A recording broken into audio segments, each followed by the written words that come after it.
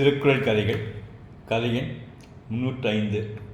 மருத்துவரின் ஆலோசனை. வெளியே போய்விட்டு வந்த சிவாவிடம் ஒரு களைப்பு தெரிந்தது. என்னங்க, உடம்பு சரியில்லையா என்றாள் அவன் மனைவி சாரதா. ஒன்றுமில்லை என்றான் சிவா. மறுநாள் காலை எழுந்ததும் குளித்துவிட்டு டாக்டரில் போயிட்டு வரேன் என்று கிளம்பினான் சிவா. என்னங்க உடம்புக்கு?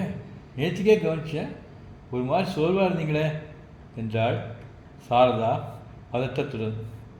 ஒன்றுமில்லை, நேற்றிலே கொஞ்சம் தலை சுற்றுற மாதிரி இருக்கு. ராத்திரி சரியாக தூங்க முடியல, அதனால தான் டாக்டர்கிட்ட போகலான்னு பார்த்தேன். இருங்க, நானும் கூட வரேன் என்று கிளம்பினாள் சாரதா. உங்களுக்கு ரத்த அழுத்தம் அதிகமாக இருக்குது, 180 இருக்கு என்றார் மருத்துவர். எவ்வளோ இருக்கணும் என்றாள் சாரதா. 120 இருக்கணும், 140 மேலே போனாலும் அதிகம்னு சொல்லுவோம். கவலைப்படாதீங்க, ரத்த அழுத்தம் இந்த காலத்து நிறைய பேருக்கு இருக்குது. மாத்திரை எழுதி கொடுக்குறேன், சாப்பிட்டுக்கிட்டு இருந்தால் சரியாயிடும். சிகரெட்டு மது பழக்கம் ஏதாவது இருந்தால் குறைச்சிக்கணும். இவருக்கு அதெல்லாம் எதுவும் கிடையாதுங்க, காஃபி கூட குடிக்கிறதில்லை இவர் என்றாள் சாரதா. அப்போ கவலைப்பட எதுவும் இல்லை, சீக்கிரமே கட்டுப்படுத்திடலாம். சாப்பாட்டில் உப்பை குறைச்சிக்கோங்க. நடைப்பயிற்சி இல்லை வேலைப்பயிற்சி செஞ்சால் இன்னும் நல்லா குறையும் என்றார் டாக்டர் சிரித்தபடி. வயசாகிடுச்சு இல்லை, இது மாதிரி ஏதாவது வருந்தான், நீ ஒன்றும் கவலைப்படாத என்றான் சிவா மனைவியிடம் வீட்டுக்கு வந்ததும். ஏங்க, 40 வயசு ஒரு வயசா? பொதுவாக நீங்கள் ரொம்ப உற்சாகமாக இருக்கிறவர். 5-6 மாதமாக தான் நீங்கள் வருத்தத்தோடையும் கோபத்தோடையும் இருக்கீங்க. வீட்டில் குழந்தைங்கிட்ட கூட எரிஞ்சு விழுறீங்க. அதுக்கு முன்னால் நீங்கள் இப்படி இல்லையே. குழந்தைங்க எங்கிட்ட வந்து அப்பாவுக்கு இப்போ ஏன் ரொம்ப கோவம் வருதுன்னு கேட்குறாங்க.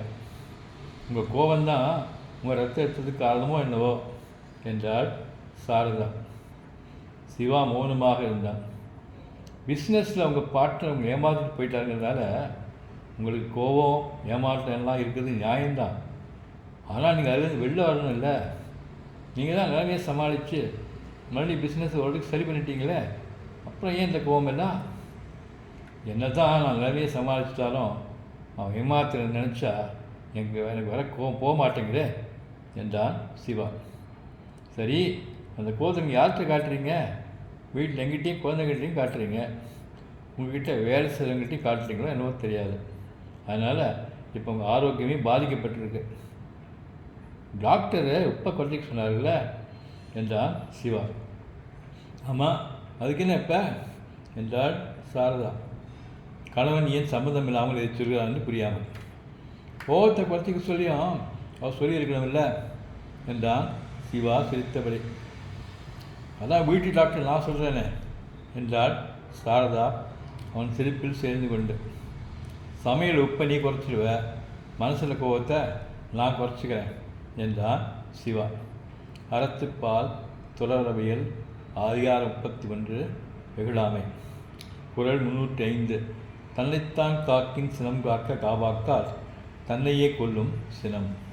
பொருள்: ஒருவன் தன்னை காத்துக்கொள்ள நினைத்தால் கோபத்தை அடக்க வேண்டும். அப்படி அடக்காவிட்டால் கோபம் தன்னையே அழித்துவிடும். நன்றி.